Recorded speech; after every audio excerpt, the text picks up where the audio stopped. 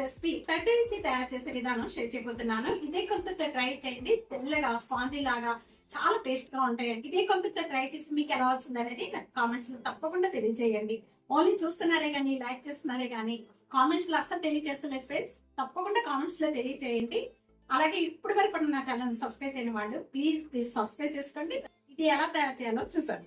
Hi friends, తట్టి ఇడ్లీ తయారు చేసుకోవడానికి ముందుగా కావాలి ఈ ఇడ్లీ రైస్ అనేది అన్ని సూపర్ మార్కెట్లో కూడా మనకు దొరుకుతాయి. ఇవి చాలా షార్ట్గా ఉంటాయండి, దొండులాగా ఉంటాయి. చూస్తున్నారు కదా, ఇదిగోండి ఇడ్లీ రైస్. వీటితో చేస్తే చక్కగా స్పాంజీ లాగా తెల్లగా చాలా టేస్ట్గా ఉంటాయి. ఇది సూపర్ మార్కెట్లో కానీ మన కిరాణా షాపులో అన్నిట్లో దొరుకుతాయండి. ఇదిగోండి ఇలా ఉంటాయి అనమాట. ఏ కప్పుతో అయితే గిన్నెతో కానీ ఏ దీంతో అయినా తీసుకోండి. మనం దీంతో 3 కప్పులు తీసుకోవాలి. ఇదే మెజర్మెంట్స్ చేయండి, చక్కగా వస్తాయి.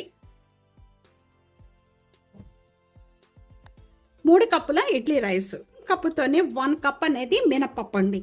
ఈ మినపప్పు కూడా దీంట్లోనే వేసేసుకుందాం. 1 టేబుల్ స్పూన్ మెంతులు కూడా వేసేసుకుందాం. వాటర్ పోసేసుకొని ఒక 3-4 టైమ్స్ వరకు కూడా బాగా క్లీన్ చేసుకోవాలి వీటిని.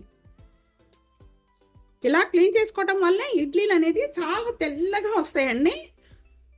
ఫ్రెష్గా వచ్చేంత వరకు కూడా వాటర్ బాగా క్లీన్ చేసుకోవాలి. 4 టైమ్స్ వరకు కూడా క్లీన్ చేసుకున్నానండి. ఈ 2 కూడా ఇలా క్లీన్ చేసుకున్న వాటిని ఇప్పుడు ఈ విధంగానే మనం సైడ్ పెట్టేసుకుందాము. వేరొక బౌల్ తీసుకోండి.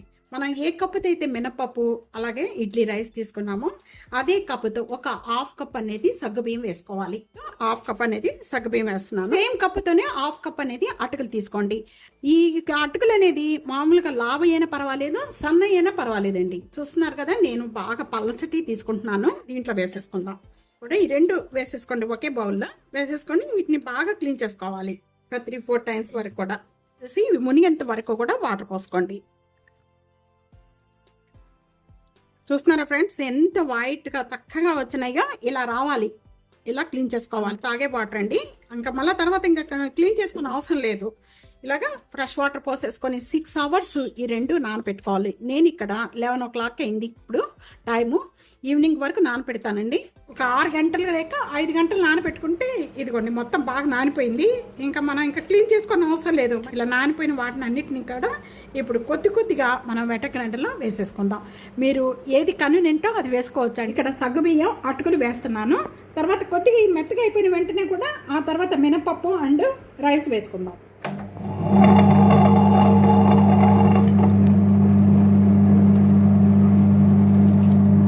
ఇలా మెత్తగా అయిపోయిన వెంటనే ఇవి కూడా కొద్దిగా వాటర్ ఏమీ లేకుండా వేసుకోండి. ఫస్ట్ వాటర్తో వేసుకోవద్దు, ఈ వాటర్ లేకుండా ఇలా వేసుకోండి. మనకి ఎంత కావాలో వాటర్ దాన్ని బట్టి వేసుకోవాలి. బాగా పల్స్గా ఉండకూడదు, పిండి బాగా చిక్కగా ఉండకూడదు. ఈ విధంగా మెత్తగా అయిపోయిన వెంటనే కూడా ఇప్పుడు మనం సాల్ట్ వేసేసుకుందాం అండి. నేను ఒకేసారి సాల్ట్ వేసేస్తాను.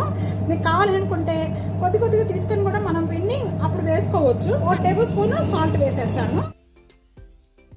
గ్రైండర్లో వేసుకున్న పిండి అంతా కూడా రెడీ అయిపోయిందండి. చూస్తున్నారు కదా, ఇలా రెడీ అయిపోయిన పిండిని అంతా కూడా విధంగా మనం బౌల్లో పిండి తీసుకునేటప్పుడు ఎప్పుడు కూడా మనం హెల్త్గా తీసుకోవాలి.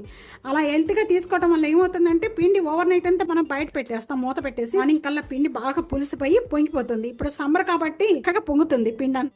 మార్నింగ్ కల్లా పిండి చూస్తున్నారా ఎలా పొంగిపోయిందండి. చూస్తున్నారా ఎలా బాగా పొంగిపోయింది. అలా ఒకసారి మనం కలుపుకోవాలి. ఈ విధంగానే ఉండాలి. తట్టే ఇడ్లీ మేకర్స్ వెడల్పాటి గిన్నెలు ఉంటాయి అన్నమాట. ఇలాగా ఉంటాయి. నేను 3 ప్లేట్స్ ఉన్నదే తీసుకున్నాను. ఇదిగోండి ఈ విధంగా. ఇక్కడ నెయ్యి వేస్తున్నాను. నెయ్యి వేసేసి మొత్తం కూడా బాగా స్ప్రెడ్ చేసేద్దాం ప్లేట్స్కి. అరిటాకు ఉందనుకోండి, అరిటాకు వేసేసుకోండి, ఇంకా చక్కగా వస్తాయి. ఇప్పుడు ఆ నెయ్యి అంతా కూడా ఈ ప్లేట్స్కి అప్లై చేసిన వెంటనే ఇప్పుడు మనం మొత్తం కూడా కలుపుకున్న పిండి అంతా కూడా దీంట్లో వేసేసుకుందాం. పిండి కూడా దీంట్లో వేసుకునేటప్పుడు కొద్దిగా హెల్త్గానే వేసుకోవాలండి. ఇది ఏంటంటే మనకి ఇడ్లీ తయారైపోయిన వెంటనే కూడా బాగా పొంగిపోతుంది. ఆ స్టాండ్లో ఇలా ఉంచుకోవడం.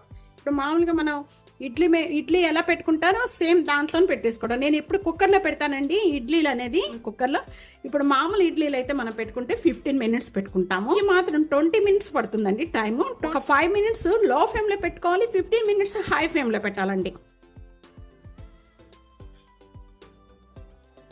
ఇడ్లీ రెడీ అయిపోయింది. కొద్దిగా చల్లారిన తర్వాత మనకి ఆ తర్వాత మీరు ప్లేట్లో నుండి తీయండి. వేడి మీద అనేది తీయొద్దు. ఇదిగోండి ఈ ప్లేట్కి ఇట్లా అనేస్తే మనకి ఇలాగ బాల్ ఇంచేసేస్తే మనకి ఇడ్లీలు చక్కగా వచ్చేస్తాయి. చూస్తున్నారా, ఇదిగోండి 30 ఇడ్లీ రెడీ అయిపోయింది. చక్కగా వస్తాయండి. మనం రెగ్యులర్ గా ఇడ్లీలు 2 తీసుకునే బదులు ఇలాగా చేసుకొని ఒక్కటి తీసుకోండి. చక్కగా ఉంటాయి, చాలా టేస్ట్. దీని మీద నెయ్యి కానీ మీకు ఇష్టమైన చట్నీ కానీ గన్ పౌడర్ వేసుకొని తీసుకోండి. ఇడ్లీ పొడి వేసుకొని చక్కగా ఉంటాయి. ఇలాగే మిగతాయి కూడా అన్ని ప్లేట్లో వేసేసుకుందాము. దీనిపైన ఇట్లాగా నెయ్యి వేసుకోండి. ఇడ్లీ పొడి,